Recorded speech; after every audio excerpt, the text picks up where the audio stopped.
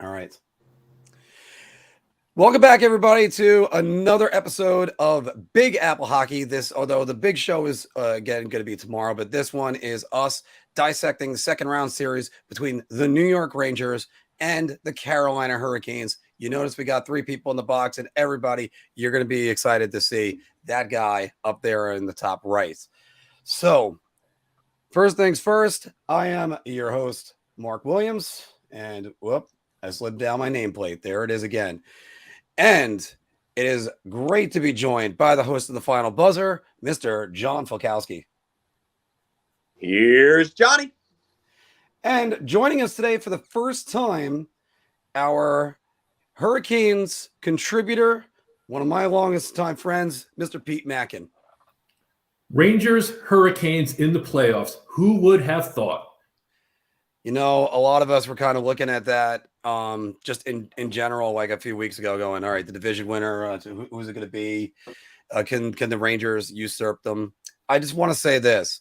So I want to paint this picture for you guys. If you can imagine a couple of 14-year-old kids in their lunch break, sitting back, dissecting the NHL playoffs about why the Islanders were going to beat the Pittsburgh Penguins or vice versa, or the Washington Capitals.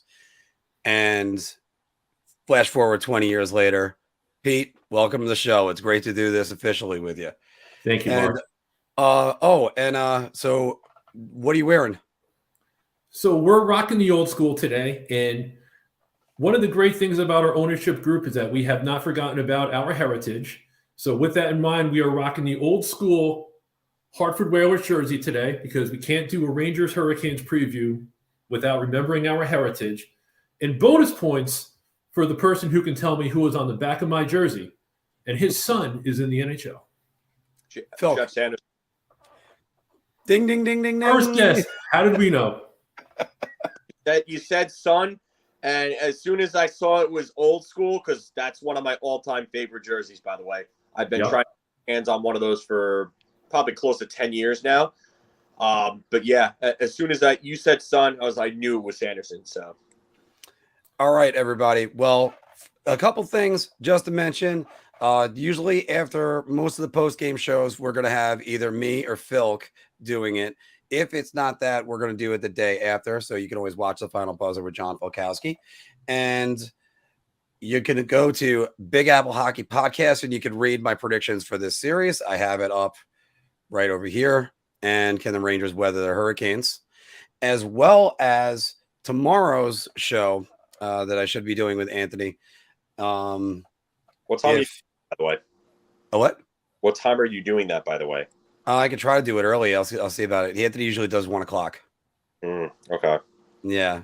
Well, I mean, that would be great to have all three of us again. So I'll see if I can get that done. Right behind me, I have an Adam Fox signed or autographed picture. And we're going to be giving that away to a subscriber. That is why I keep on saying you have to be subscribed in order to get that. So let's get down to business, guys. Rangers versus Hurricanes. Rangers were 1-3 versus the Hurricanes in this season. And let's look at the Stars for a second. The Stars, Mika Zibanejad is the guy that I'm going to highlight for the New York Rangers because he woke up in the playoffs in Game 6. He's got 3 goals, and obviously that game-tying goal was so huge. And hey, guys, you know one of the guys I always gush about whenever I talk about opposing players, but Sebastian Aho, and look at those numbers. Damn. And he can also defend. What other Stars are you guys looking at in this series? Philk. I've got to look at Artemi Panarin. If I can do a one, I have Artemi Panarin here because he's got to show up. He's got to be there from game 1 and forward.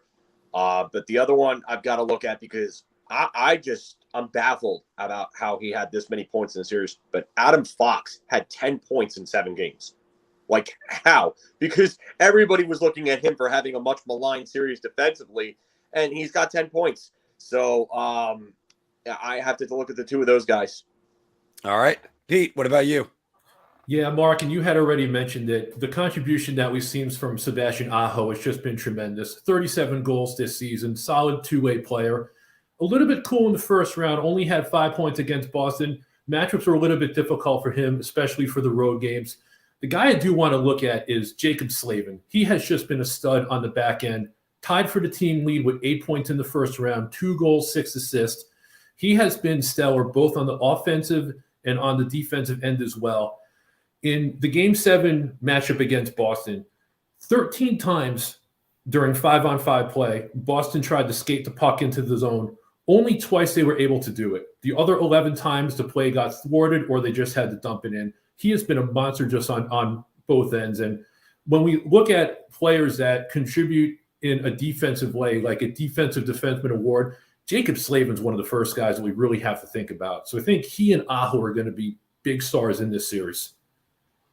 I have to say this. Part of the problem with having intelligent contributors is that sometimes they'll get ahead of what you have in your rundown. Because for the New York Rangers on defense, I had Adam Fox highlighted. And also for the Carolina Hurricanes, I had Jacob Slavin highlighted. So thank you, boys. You just got out that segment. So, well, all right. Further elaborate on Pete's point, you know me, Mark. I've said many times that Jacob Slavin one-on-one might be the best defensive defenseman in the entire league. I think I might have him ahead of Victor Hedman at this point. For Carolina to get a team leading 8 points out of Jacob Slavin being a +10 while having that elite, stellar, shutdown defensive play, that's going to be a very, very daunting task for whatever line of those top 2 lines that end up getting matched up against Jacob Slavin's line pairing. So, not looking for as a Ranger fan. Case in point with that too, Phil. If you remember the last game the Rangers played against the Hurricanes, Panarin had a shift where he made some highlight film moves on Slavin and kind of embarrassed him for a second, and still nothing came of it. Well, that just goes to show you Carolina's team defense as well. I mean, even if their best defender is getting embarrassed like that, then the rest of the team covers and covers up the mistake there, and that's just how good Carolina is. So it's going to be a tall task. Well, we're going to go over to the goaltenders right now. And of course, you got to start with the Hart Trophy candidate, our finalist, Igor Shesterkin, legendary regular season. The numbers in the playoffs have been getting better slowly but surely. He was at a .906 save percentage, a .91. That's not going to get it done against Carolina. It got it done barely against Pittsburgh, but that's a different story. So those numbers need to go up, and they have been going up. That's the good news. But the other news that came in there is Freddie Anderson has not practiced and will not play until he practices, as per Rod Brindamore, the information I got from the man down in the box over there. And that means former Ranger. And by the way, I can't believe we haven't said these words enough, former Ranger, because there's 6 of them for the Rangers. And also, while we're at it, Adam Fox is a former Carolina Hurricane property. So Antti Raanta is got the net. Pete, tell me about Antti Raanta in the first round. He did what he was expected to do in the first round. He was with the Rangers for a period of time. You guys are familiar with what he can do, what he can't do. Let's face facts. If both goaltenders play to their full capability, the Rangers are going to have an edge in net. That could be a problem for Carolina. Raanta is not a guy that's going to steal many games, but he's also not a guy that's really going to let in soft goals. He plays a solid, consistent game. He makes the saves that you would expect him to make. The concern is going to be what happens after Raanta, right? He sort of reminds me of the Nick Foles of NHL goaltenders in the sense that he's a guy that when you play him for a short period of time, he's going to produce well. But then as soon as he's in there for a period and gets exposed, the end result is not going to be well. So Raanta right now, he's riding the wave of solid play. Carolina can survive for a little bit with him in net. I don't know if he's going to be able to sustain his play for an entire series to beat a team with the firepower that the Rangers have. And what's interesting is going to be how Brindamore handles it if Anderson is ready to play. Brindamore has mentioned that Anderson will not play until he practices. And Brindamore has been elusive about when that practice is going to be. Anderson did skate yesterday, but he didn't practice. I'd be surprised, just reading behind the tea leaves, if Anderson does play in this series. And having Ranta for an entire series against the Rangers scares me. Well, and by the way, in researching Freddie Anderson over the last month, I was shocked when I found out he's married to Hillary Knight. So it's one of those things where I'm like, if I was married to Hillary Knight, I wouldn't want to leave the house either. Wait, Auntie Ranta is married to Hillary Knight? No, sorry, Freddie Anderson. No, Freddie Anderson. Oh, yeah, no, not Auntie Ranta. Philk, really quick, your thoughts on Igor Shesterkin? I'm gonna bring this comment back up again from Steven because this is just please do. It was just really what I was thinking about. They survived around with Igor's worst performance for an extended period of time in his entire NHL career so far. Yep. The one thing, because I ultimately think Carolina wins the series because I just think this team is not there yet. Spoiler. But, I do think that they're going to give Carolina much more of a fight than a lot of people think. And I think that Igor Shesterkin is going to play better in this series than he did the last. And if the defense continues to play the way that they did in the last couple of games and really lock it down when they need to, I think they have a much better chance against Carolina than a lot of people are giving right now. So, well, also as we're kind of alluding to before with my panelists, we got a lot of knowledgeable fans. Thank you very much, guys. You're getting a little bit ahead of me too. So don't worry, because all that's going to be coming back. By the way, everybody, if you haven't done it yet, don't forget to share and subscribe. Smash that like and then subscribe. All right. So getting back to this, we're going to go to the under the radar players. Now, I'm not going to have yours in a second, Phil, but first, Pete, who do you got for your under the radar player that we're not talking about? I suspect that we're going to talk about him rather soon, and he had a monster Game 7 for Carolina, and that's Max Domi. Max Domi is a player that we acquired at the trade deadline. I think he struggled a little bit to find his role when he first came to the Canes. He only had 7 points in the 19 games that he did play for Carolina, bounced a little bit between the second and fourth line. I think he's found his spot on that second line. And as long as he can have that space there, he knows that he isn't going to get moved. This is a player that can just focus on bringing offense. And one of the strengths of Carolina's team is that they don't have to rely on those top-end players. There will be guys on the second, third, and the fourth lines who contribute. It seems to be different players all the time. Max Domi was that guy that came through in Game 7. I think he's found some legs. I think his comfort level is getting where it needs to be. And I would expect him to continue the momentum that he built at the end of the Boston series. And we're going to see a different Max Domi coming up. So you see, Lauren, you made a good prediction with Max Domi. Phil, who's your under the radar Hurricane? My under the radar Hurricane, I think that he's really kind of surrounded by a great group to help him grow. And he's going to show some results, I think, in this series, and I'm not looking forward to it, is probably Seth Jarvis. I almost named him, but keep going. Yeah, Seth Jarvis is a part of a real good forward group, and this is how you have to bring young forwards along. You have to bring them along with a good supporting cast, good veteran group, skilled group, and just kind of allow them to play their game. Carolina has really allowed Seth Jarvis to go out and just develop on his own and just find his way. And you could see the growth in his game. And I really think that that's someone that we're probably going to be talking about more than we'd like to as Ranger fans. So. And I don't want to be talking too much about him. By the way, I haven't done this all show. I'm just going to do this for fun right now because our friend Steven, Statboy Steven over at Rangers Review just mentioned him a minute ago. I am going to call him Justin just for the sake of doing it. Okay. But it's Justin Natchez. No, it's Marty Natchez. Marty Natchez is my sleeper player, the under the radar guy. He's got no goals yet in the playoffs, but he's got 3 assists. He's a guy that I'd be afraid of just going off, and he very much can. And especially with that unit, that unit that he plays on.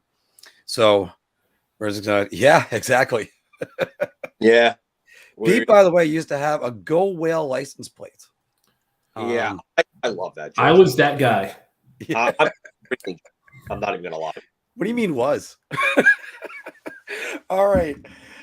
Going over to the Rangers and their under the radar player. Phil, I got to start with you. It's funny because I mentioned the growth of the young kids, not only over the last, few parts of the last few months of the season, but, Alexis Lafreniere really kind of taking a step. I think he was, from start to finish, their best player in the playoffs so far, forward-wise.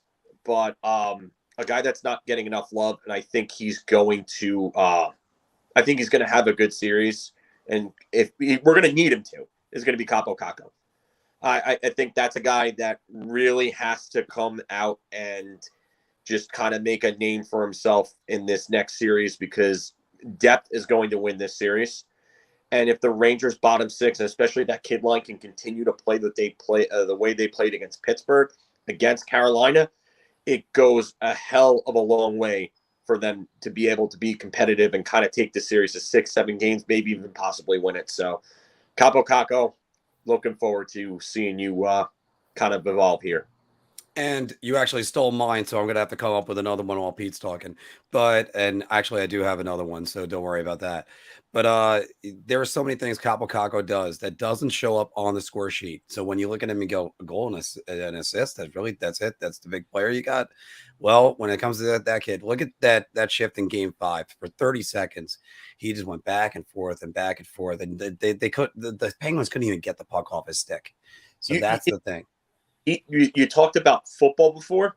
The way that I liken Kaapo Kakko to like a football term would be how like the New York Giants used to use Brandon Jacobs, Derek Ward, and Ahmad Earth, Wind, and Fire, and how Brandon Jacobs would just come in and wear down defensive lines for however many minutes. And then Bradshaw would come on and slice through. Kaapo Kakko has the ability to do that to defenses with the way he can control the puck along the boards and win those 50-50 and loose puck battles. So Kakko got to do that to Carolina defense. Absolutely. Pete, who's your guy? My guy is going to be Ryan Reeves. And Ryan Reeves, of course, is a player that we're not looking to get offense from the Rangers.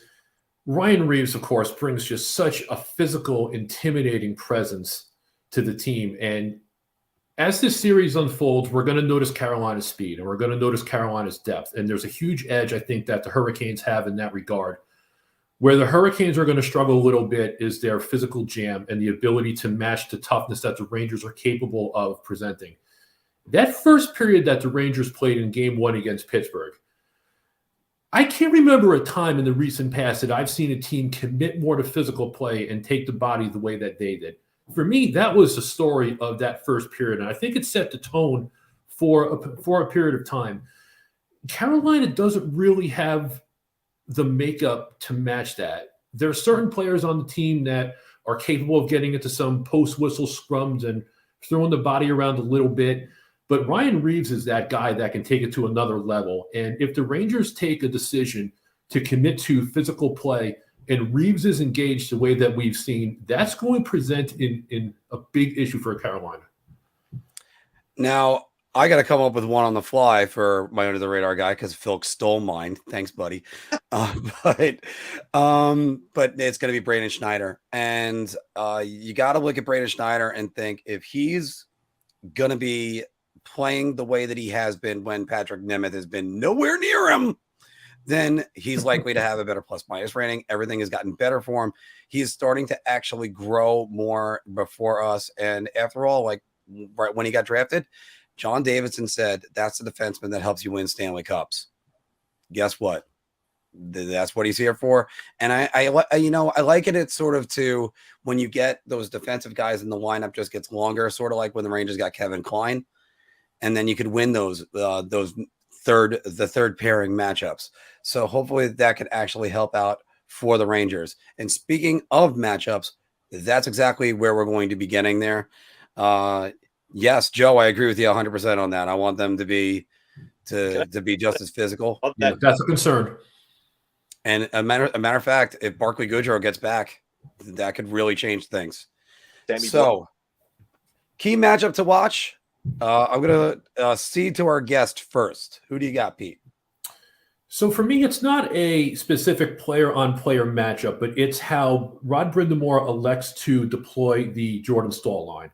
And Boston and the Rangers are similar teams in the sense that there is top-level talent in that front three, front four. And Brindamore committed to have the Niederreiter, Staal, Fost line go up against the perfection line. It worked like a charm in Carolina. It did not work during the road games. And it's interesting to see how Brindamore utilizes that Staal line. If he puts them on the Zibanejad line, I think that is going to be a big advantage for Carolina because I trust Staal to be able to control that line a little bit. We'll put Pesce and Shea on the back end, and that really leaves the Rangers in a compromised position where the bottom six is going to have to produce if they have a chance in this series. I don't know if that's what Brindamore is going to do, though. I don't know if he's going to make that commitment to have Staal go against that line or if he's going to mix and match somewhat. So I'm really interested to see what he does there. But the Staal line is an asset. He's incredible on faceoffs. He won 59% of his faceoffs against Patrice Bergeron. So he's going to win faceoffs in this series. Puck possession is going to be an issue for the Rangers, especially when they're on the road. The Staal line will have success in this series. I'm interested to see how he uses them. You just said 59% against Patrice Bergeron in a series, one of the best faceoff guys in the league. I nearly did a spit take. If you guys even can go back and see that, because I had the coffee and then it was just like, were you kidding? In the meantime, Mika Zibanejad, you're lucky if you get, well, he's at 49% right now, but that's a different story. Yeah, Phil, your key matchup. That's not a good stat. The key matchup for me in this series is not necessarily a matchup either. It's more of a mentality for me. It's Carolina and their ability to control the neutral zone versus the Rangers still trying to force the stretch pass. And that was a big adjustment that Gerard Gallant had to make in the last series because they kept trying to force that stretch pass, that long stretch pass. And Pittsburgh in the middle of that series figured out how to stop that. And it caused the Rangers problems and caused them to go down 3-1. So the Rangers have to get away from that, and they have to be able to break the puck out of their own zone because Carolina is send. They will send three guys. They will send them as hard and as fast as humanly possible to try to make sure that you do not break out of your own zone at all, no matter whether you're trying to pass it or you're trying to skate it. So the key thing really, the Rangers' ability to make their own good first passes and move the puck out of the zone efficiently. But a big part of the problem, like I said before, is that they want to continue to go with that stretch pass. If Carolina gets too aggressive, they can get caught with those stretch passes, and it can lead to odd man rushes against. But if they get overly reliant on it and Carolina makes the adjustment, Brindamore says, no, we're going to take that away. We're going to force you to play another way, and you're going to have to learn how to, get out of your own zone in a much more practical and efficient way, then that could cause a lot of problems for the Rangers. So I want to see them get away from that, and I want to see them play the way that they played the last, I would say, 2 games, because the last 2 games they got away from that, and they were very effective at getting zone time due to it. Now, I'm going to go back to what Pete was saying before about how Rod Brindamore deploys the Jordan Staal line as well as the Sebastian Aho line, because you got to figure Staal is either going to get one of the top 2 lines and Sebastian Aho is going to get the other one. So where does that leave us? That leaves us with the Rangers kid line against the Vinny Trocheck line. And that's going to be Carolina. Yeah. Oh, no. Actually, what did it say? Carolina. It basically said Carolina should have beat Boston in 5. Why didn't they? Big disparity in talent. Mark that. We'll have Pete answer that in a little bit. So, yeah. Also, by the way, experience does play into that as well. But so the Trocheck line, Vinny Trocheck we haven't even mentioned his name yet, and he's quite a good player. And talk about you guys stole him from Florida, Pete. That's a different story. Yeah. You look at the guys on that line right now. What I said before, Marty Natchez is kind of sleeping, and Teuvo Teravainen is just. I think he's got 7 points already in the playoffs, but watch out that line. If the Rangers at least don't break even, or let's say down 1 or 2 goals with that line, then it could be a very short series if that goes the other way. Yeah. So, and all credit to Filipino because Filipino has played better. Alexei Lafreniere's played better. I don't know. Do we have Phil? By the way, is there officially a line named for that, or is it just the kids line? We're just calling him the kid line. I know a bunch of people have been trying to call them the lottery line, but the last Filipino was a 21st overall pick, and the Rangers made the playoffs in 2017. So that's not a lottery pick. It's amazing. Someone else said that yesterday on Rangers Review. So great minds think alike, Steven. Great minds think alike. All right. So we're going to start with this one and fill in the blank. Phil, you first. The New York Rangers will win this series if their best players are their best players for an entire series. The big problem with Pittsburgh, and they could have won that series a lot earlier and not had to go 7 games, was if guys like Mika Zibanejad, Chris Kreider, Artemi Panarin, Adam Fox were all their best players from the opening minute of game 1, and they just weren't. Adam Fox's defense was shaky again, like it has been, I would say, since the turn of the new year. I've been talking about that for a while. Ryan Lindgren, hopefully if he's healthy, I know he's playing banged up, but if he plays and he doesn't get too much more banged up, that's big, because you saw how bad they were without him. When he came back, it was a big difference. If Sammy Blais can come back this series, he should be close to coming back, because the ACL timelines are about 6 months. It's about 6 months right now, so we might see him soon. Can Barclay Goodrow come back by the end of this series? We don't know. I don't know how good he's playing on. But the Rangers players ultimately have to be their best players. And Igor Shesterkin has to start playing more like the modern-day Dominik Hasek we were seeing during the regular season. Mm-hmm. We need him at that rate, at that level. So, all right, Pete, how do the Rangers win the series? Mark, I'm noticing that we can never let Phil go first, because Phil is going to take exactly the comment that we're going to make, right? So I almost have written down in verbatim that the Rangers' best players have to be their best players. If that happens, Carolina is going to be up against it to win this series. And if you take a look at the Rangers roster and the Hurricanes roster, and we took those 40 players and we put them into a pool, and we were going to draw teams based upon those 40 players, I can make a case that the top 5 selections are going to be Rangers. So with that being said, when we do a postmortem on the series, and we say, you know what, those 5 players, and I'm talking about the 3 forwards, and I'm talking about Igor and Adam Fox, if those guys end up being the best players in this series, we're likely talking about the Rangers going to the conference finals. But if those players are not the best 5 players in the series, it shapes up for Carolina to win this just because of the depth that they have on the team. So if those 5, if they are the best players in this series, they're going to be real difficult to beat. Well, Pete, you know what the advantage is about being a theater kid is learning how to think on the fly and improv.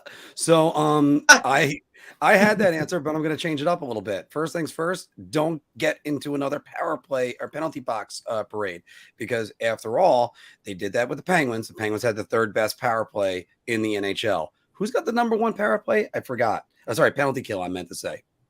Oh, yeah, that would be the Carolina Hurricanes.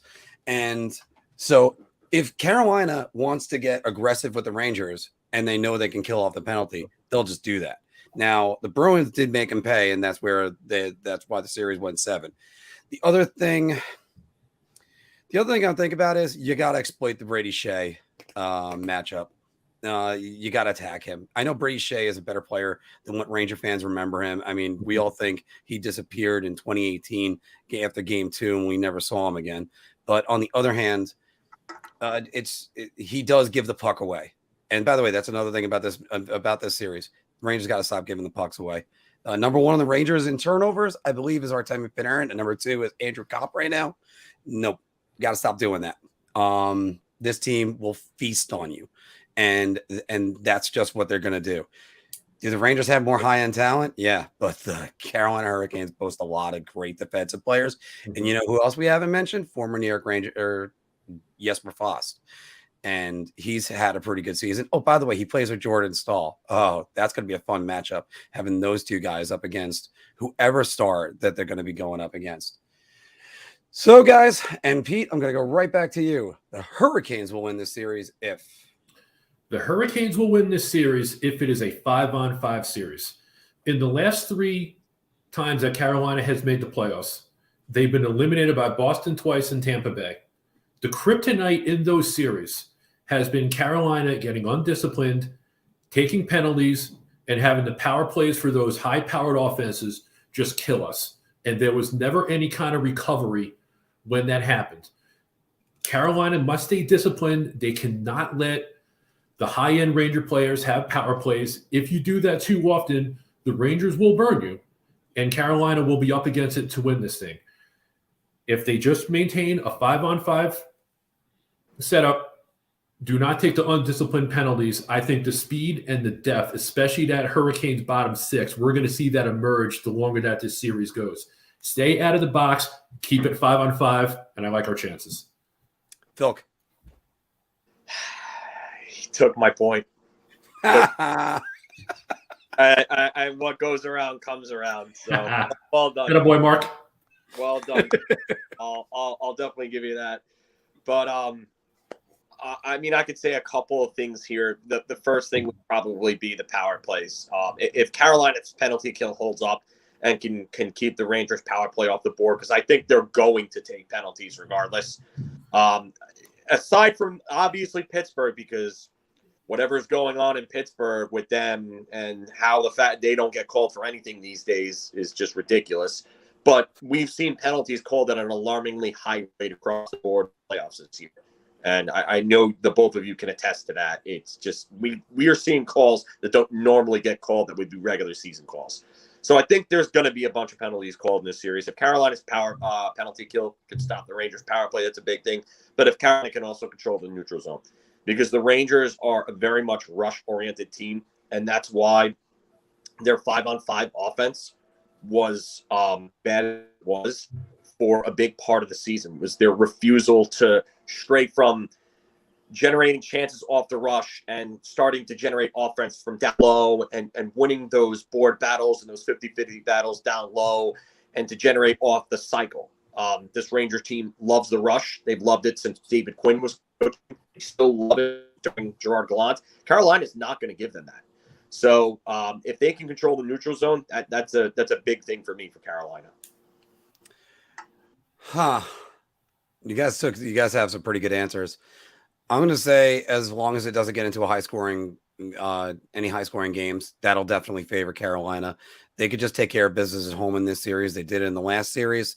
And one guy that we haven't mentioned yet, and I got to mention this, former New York Ranger Tony DeAngelo, if he focuses on the ice stuff and not trying to mix it up after a play, then the Rangers could be in trouble.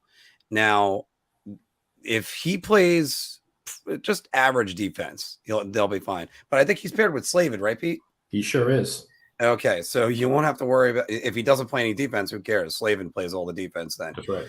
So, Except so guys, so we outlined way better than Chef Bookable. Oh yeah, well Book. I mean, it's a shame. Brian Leach lost Jeff Bookeboom and was just never the same. Although Bookeboom did have the great ESPN commercial with Steve Levy, what he called a Pukeboom. So we're going to go to our predictions, and we're going to start with Pete. What do you got? I think it's really close. I look at the Rangers roster. I look at the Boston roster. They are similar to me. They're similarly structured. The edge that the Rangers will have against a team like Boston per se is that you have that gentleman in net. And Yep. Phil brought in mind earlier that he mentioned the name Hasek, and that's exactly what I was thinking during the regular season. If the Shesterkin that we see in this series is the Shesterkin that we've seen in the regular season, he's capable of stealing games on his own. And we've seen this in the playoffs before, where you will have these goaltenders that just put the team on their back. It thwarts the other team, and it becomes mental after a while. There's a concern that that's going to happen.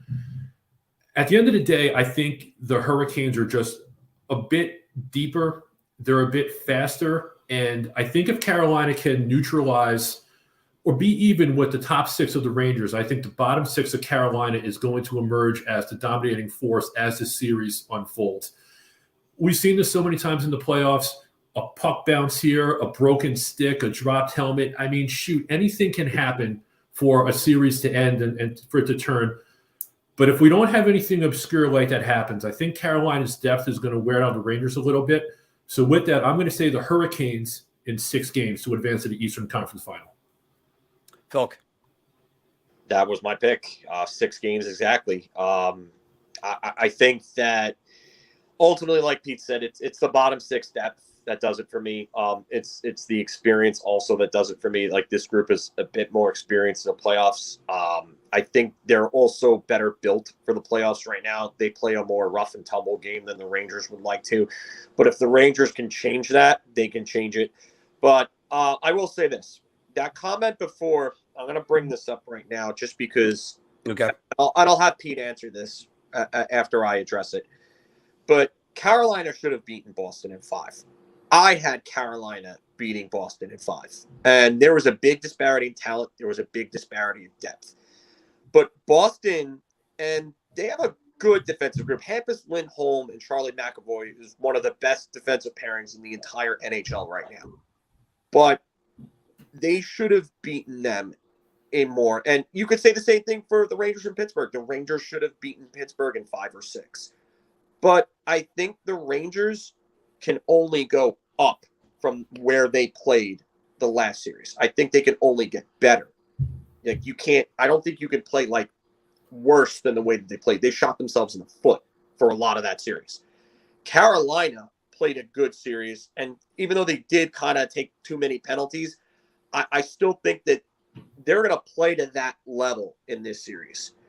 So I think the Rangers can make this a lot closer than people will think. I think that the Rangers will probably be in very close games with them, but ultimately it's 6 games. So I want you to address that question, Pete. Yeah, for sure. And it's something that I've certainly thought about quite a bit. The series against Boston lasted longer than it should have. I had Carolina winning. I didn't think it was going to be a nail-biter in Game 7. So why didn't they win in 5? I think there's a couple of reasons behind it. Phil, you mentioned it earlier. Carolina needs to stay out of the box. There was one game in that series against Boston where Boston had 9 power plays, and that's just not going to cut it.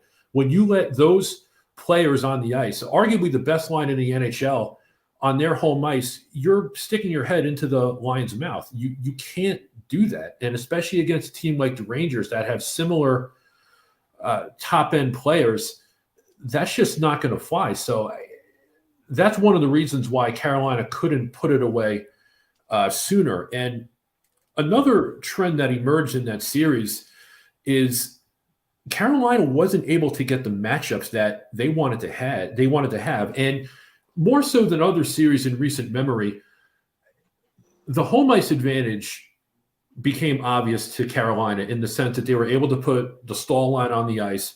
The perfection line did nothing in the 4 games in Carolina. But when the series shifted to Boston, Boston had the matchups that they wanted, and the Aho line was on the ice instead of the stall line, and that contributed to the success that Boston had on offense. And I know in recent years we haven't really considered home ice to be the factor that it may have been in the past, but I think that might be coming back a bit. And especially as we have these specialists in the face-off circle now, and with line combinations becoming so important in the evolution of the game, we'll see that being a factor. And I think the matchup issues that we had is why Carolina couldn't close it out sooner. And that's why I think actually that's why I put up the matchup is always a key matchup. There's something, because that's what it comes down to playoff series. It's going to be, can I get my guys against your guys? Because they haven't been doing what the Devils used to do all the time, where it'd be like, oh, look, Cam Neely's on the ice. Quick, I have one unit out there. Get called Lemieux out there, like right now. They'll actually go the full shift with those guys sometimes, and they need to start changing a little bit more. Guys, I have to say this. I have the Canes in 7. I think exactly what we're talking about. Home ice is going to be very important. And I also think if the Rangers want to win this series, they're going to have to win 2 road games, not 1. And they were able to get away with that with the Penguins. Carolina's a different animal. They're going to have to own the third periods. And they haven't exactly done that in the regular season versus Carolina. And it's there's just a lot that they're going to have to overcome. And while it can happen, it can definitely happen. That's why we outline how the Rangers can win this series and why Carolina might win that series. But it's Carolina can wear you down, frustrate you defensively, and then the next thing you know, sort of like the game for about a month ago where Rangers had it in the third period. Jacob Trouba pinches up on I think it was Sebastian Aho. He sends the lead pass in. Seth Jarvis goes in alone. 2-1 Carolina. They don't look back. Before you know it, Jordan Stahl hits home a loose puck. So and even though the Rangers can lose by a goal and make it close, like they did in the last game, they were down 4-1. They lost 4-3. But it's that they're gonna have to play mistake free. You cannot let Carolina just capitalize on your mistakes. It's a big thing for. And you know what we should have done? We should have done players that have to step up and improve their games, like players do that right now. Yeah, I'll give you one right off the bat for the Rangers. Jacob Trouba. Jacob Trouba to be far better than he was in the previous series. There were too many times where he got victimized, and that's the biggest worry for me because Pete talked about Carolina's speed and their depth and how all 4 of those lines can come at you with that type of speed. Jacob Trouba is not well equipped to handle that type of speed. So if he does not start playing his gaps better, if he does not start paying more attention to his zone assignments and stop getting caught out of position, this is going to be a long series for him. So step your game up, Jake. It's time. Pete, give me a cane that has to step up. Brendan Smith. You guys are very familiar with this guy. Third defense pair for Carolina has been an issue.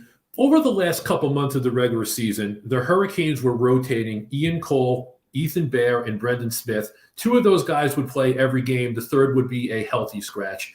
In the first round, Brind'Amour took a decision that Ethan Bear was going to be the guy that sits. I'd much rather Bear be in the lineup than Smith. I like Smith's effort. He means well. There's too many ill-fated decisions as far as pinching in. I can't count how many times in the Boston series that Boston was able to extend the rally because Smith would take a dubious decision about what to do with the puck. And that's not going to work against Carolina. If the Rangers are able to crowd the net and get some kind of presence there and Smith is on the ice, I just don't trust that he's going to make the decisions needed that we need him to make. So I'm just so concerned about that third pair. I'd love to see Ethan Bear in the lineup rather than Smith, but I don't think that's going to happen. Anytime the third defensive pair comes on the ice, that's the time in which you're going to hold your breath for a minute and hope that nothing bad happens. All right, so we got a couple good ones because part of me wants to say Brett Pesce and Brady Shea is going to have to step up for the Canes. For the Canes, I'm going to say Jordan Martinook in that line has got to step up. We know Domi had a massive Game 7, but that was the only 2 goals he scored in the entire series. Derek Stepan, he's always just a great player. I love Derek Stepan. But I think that their fourth line has to beat the Rangers' fourth line for starters. And especially if the Rangers get back Sammy Blais and Tyler Mott's going to be running all over everybody. And I can't wait to see what he's going to do in this series. I love having him back for this series. I do. I'd actually say you actually really can't lose Tyler Mott over Andrew Copp.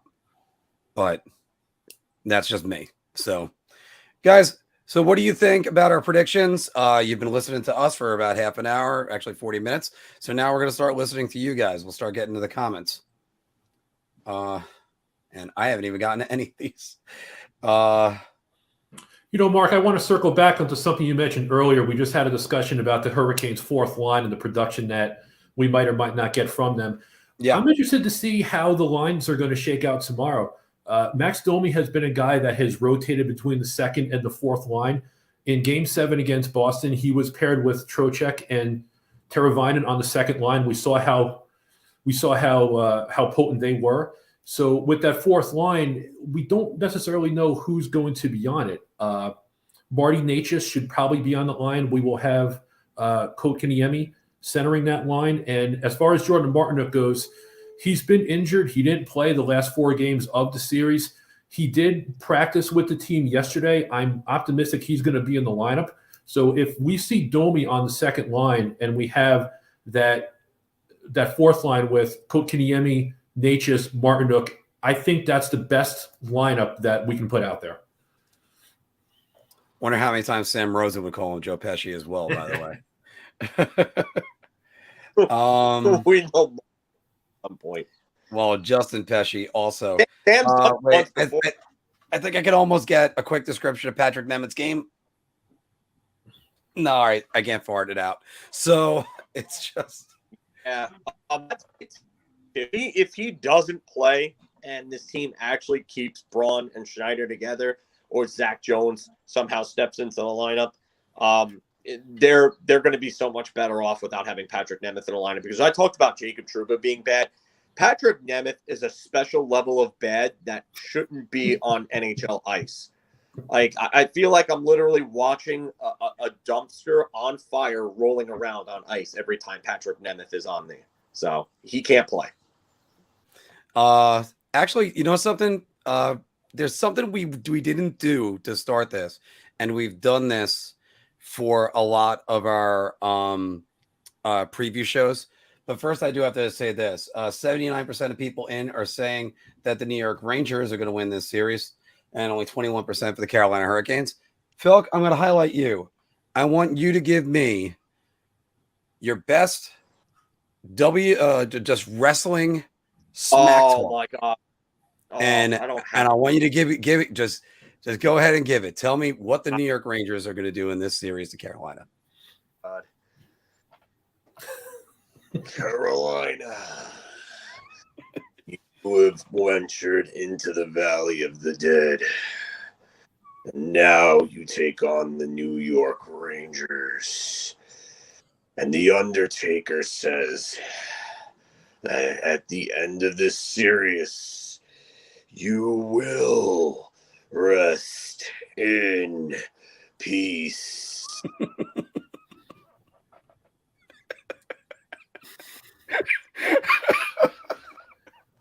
You on the spot there, like yeah. Well, you know what? That was impressive. You did just fine with that, Pete. You want to give it a try? Jeez, Mark, way to put your guests on the spot here. But I'll tell you what, we are in the second round of the Eastern Conference playoffs, and we have the New York Rangers and the Carolina Hurricanes. And the Rangers are going to have to come down to Carolina and win a couple of games if they want to win this series. But it will not happen because we have the Nature Boy Ric Flair supporting the Carolina Hurricanes. Woo! Uh-oh. Oh yeah. Very nice, boys. Very nice. Like I said, you got to think on the fly sometimes, and otherwise you end up saying the wrong name, and it lasts for the rest of your life. Flair the last of these, so I couldn't do Flair anymore. I did Hogan. I've done Macho before. I always do Macho. I always go to Macho. He always has the he well, for lack of a better word, he has the flair. So yeah. Oh, Warren, you got this one right here. To be the man. Oh, sorry, you got it. You got Phil clicked it at the same time. You got to beat the man. All right. So, what questions do you guys have about the Rangers and the Carolina series? We're going to be here for at least another half hour for both of you guys. 1 o'clock. I gotta go in a few, but I'll make a couple of points before I go. This was all I asked for, but at the start of this season, when we did our season previews, is that they make the playoffs, they win around, and they progress. And I posted before on my Twitter account just a couple of takeaways from that series, and that one of them was that the kids got valuable experience. They faced adversity, losing some key players in Lindgren for a little bit. Gaudreau, obviously, Mott not being there for the start of the series, Sammy Blade not being there. And then they went down 3-1 in the series, faced elimination in 3 straight games, came back, got game 7 experience at home. The kids turned a corner. You saw the growth of guys like Lafreniere, Paco, Schneider, and DeAndre Miller, who was an absolute stud and probably their best defenseman through the entire series for the Rangers. I think despite playing with a guy who couldn't hold his own weight throughout the series in Jacob Trouba.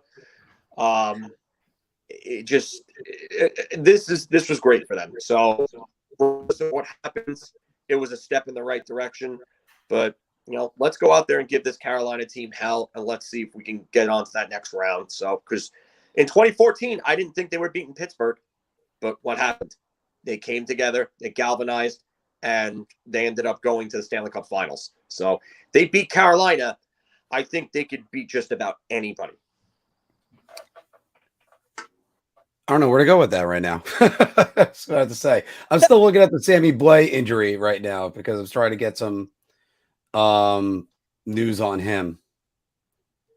But 19 and yeah, actually that was a great statistic. It's a really good statistic. And yeah, I saw Stephen Valiquette. I actually posted that on my Twitter.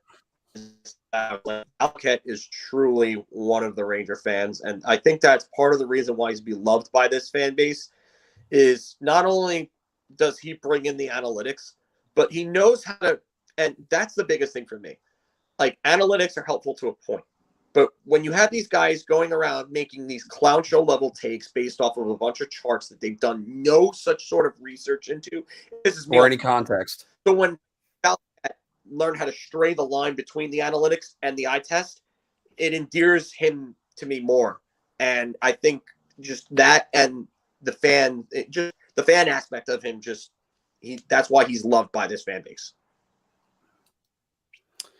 Yeah, and by the way, what was Bissonnette saying on TNT? I could care less about what that clown says. Him and Crime Whitney can get out of my feeds. Those guys are clowns.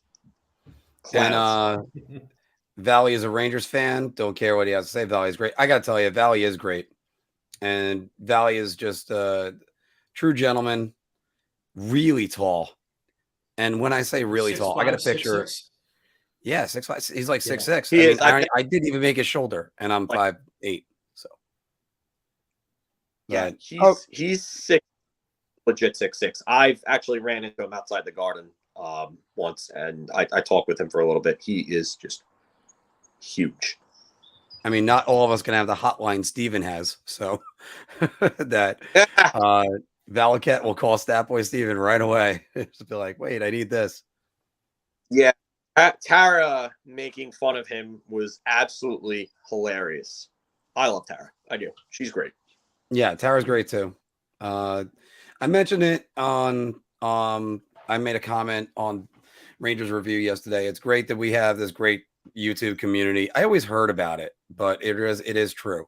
We're not really competing against each other. It's community. We got a lot of things. And by the way, I didn't see if D. Ely was in there, but he would have loved how much Canes were talking, especially being a Canes fan. Yeah, Valley and Gino are fantastic. Yep. Put in perspective how much the Rangers how well the Rangers studio guys cover the team. Steve Valiquette took a puck in the face and just kept going. Did I say Steve Valiquette? No, it's John Giannone. I mean, yeah, John Giannone. It was Marc Stahl hit him in the face with a puck. So, Wednesday night's going to be the first game. So, probably be a lot of text between us, Pete. Yeah, absolutely. And, to hear you guys talk about Steve Valiquette and his fandom and his loyalty to the franchise, I'd be remiss if I didn't mention Trip Tracy and the contributions that he's made to Carolina. Trip Tracy has been with the organization for now over 20 years. He's probably the most loyal Caniac out there. Fallen on some hard times recently. He's not with the team right now, so hopefully Trip is resting and he's doing a bit better and getting everything in order that he has to work on. But 3 years ago, when the Hurricanes beat the Islanders in the second round of the Eastern Conference playoffs, I had the opportunity to go to Carolina for the clinching Game 4, and of course, I stuck around for all the post game. And outside the arena, there's Trip Tracy out on the scissor lift, getting everybody to do the skull clap. And I got to shoot the breeze with him for a couple minutes after they did their local show down in the Carolinas. And just a heck of a nice guy. We talked hockey. We had some Islander fans down there too that we were talking hockey with. And you know what, no matter what team you support, it's great to see just the fandom between the fans and the analysts and just the respectable community and just how down to earth everybody is. So I see it a little bit, you know, when I get to watch Steve Valiquette, I'm happy for the Ranger fans that they're able to see the enthusiasm that he brings to the broadcast. And I'm certainly fortunate that in Carolina, we have one of our own also.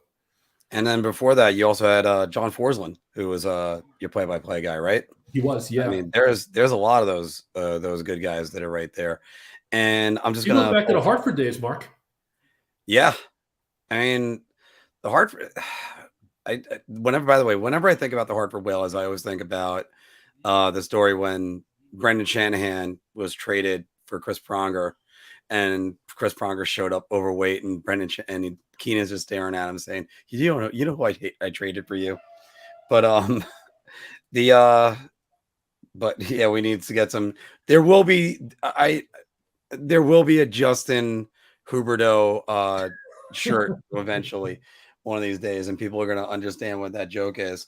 But one thing is, I'm surprised and delighted how successful Carolina has been in their history down on Tobacco Road, and they've really built this franchise. It's almost like the line from Field of Dreams. It was erased like a blackboard, rebuilt and erased again, and they went on some hard times. They went with Rod Brindamore eventually. By the way, they couldn't hire Paul Maurice again. You went Paul Maurice, Peter Laviolette, Paul Maurice. So,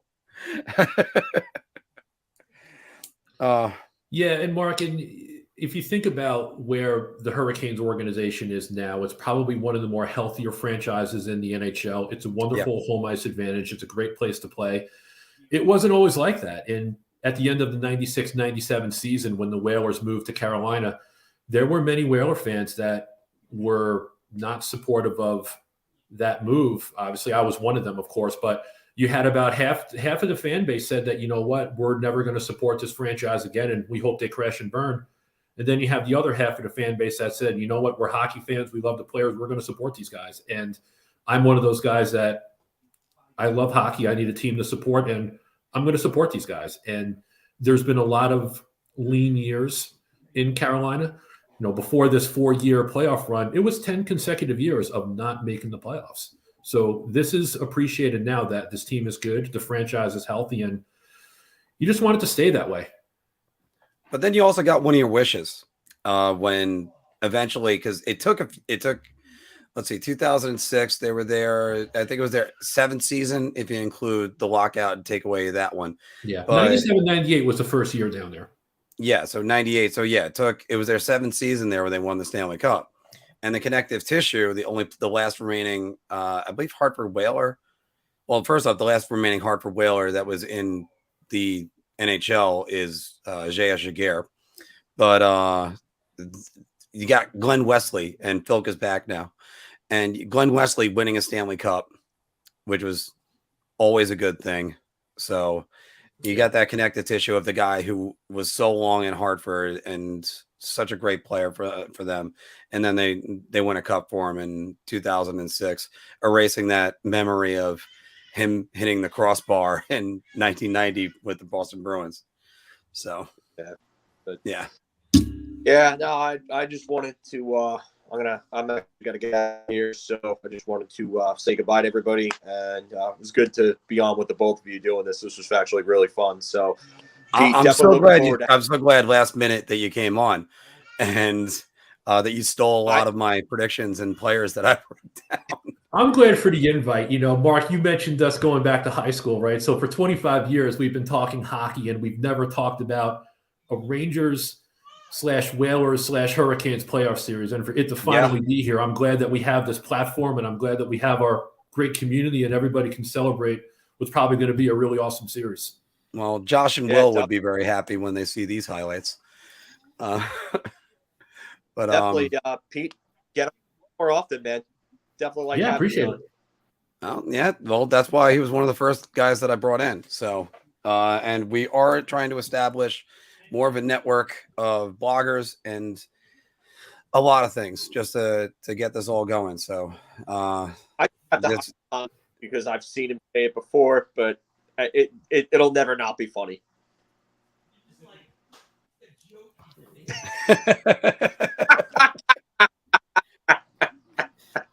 it is so. Harsh. It is actually so funny. It is Oh my God. very, very true.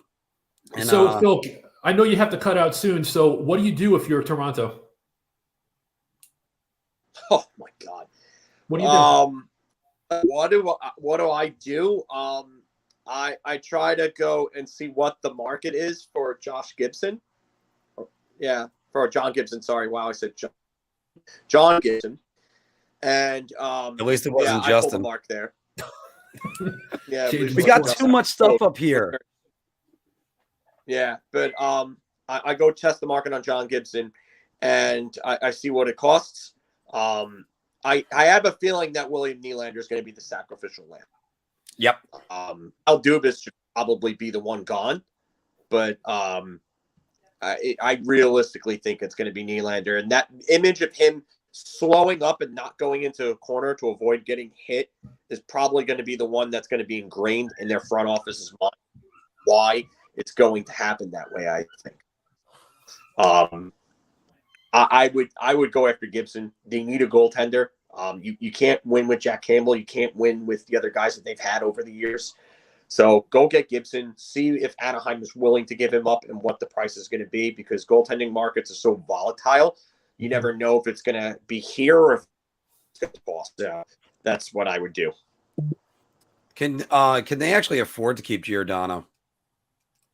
Can they talk him into a pay cut? Yeah, I think they could. It's just a matter of what he wants, and if he's with the state. I could see him going back to Calgary. There was talk of it at the deadline that he was willing to go back there, but I don't think that he. I don't think that he would cost all that much, because the drop off in his play and numbers isn't going to justify a $6-7 million deal like he would have been if he kept putting up closer to Norris caliber numbers from years ago. But I still think he could probably get like 3-4 million. By the way, how about that? Brooks Orpik assisted on William Nylander's first goal, and Michael Nylander's last goal. Former Whaler. There you go. Former Whaler. So, but on that note, I am out. Pete, great meeting you. Definitely want to have you on more. Mark, I will talk to you a little later on, and let's go Rangers, and enjoy the playoffs tonight. We're going to have some damn good hockey to watch tonight. So just enjoy it. It's the best time of the year, the best freaking sport with the best play. So, Cup crazy, everybody. I'm out. All right. Take it easy, Phil. Thanks for coming on.